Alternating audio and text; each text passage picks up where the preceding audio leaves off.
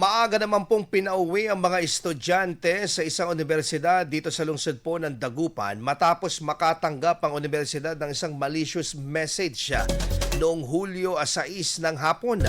Batay po sa social media post ng naturang paaralan, nagpatupad ang pamunuan ng maagang dismissal alas 3 pa lamang ng hapon ng nasabing petsa dahil sa umano'y banta ng trapiko sa unang araw ng klase.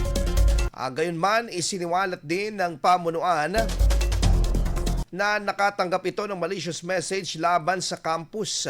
Dahilan upang magsagawa sila ng precautionary security measures. Ayon sa Dagupan City Police Office, Police Station 1, agad umanong ininspeksyon ang kabuang sakop ng campus at katuwang ang paaralan at walang natuklasang anumang kahinahinala. Iginit din ng pamunuan na naisagawa na ang mga hakbang para masiguro ang kaligtasan at seguridad ng lahat habang nakatakdang muling bumalik sa normal na klase ngayong araw. Patuloy pang nangangalap ng impormasyon ng aming himpilan para sa detalye ng pinagmulan ng umano'y banta sa nasabing universidad. IFM News. IFM News. IFM News.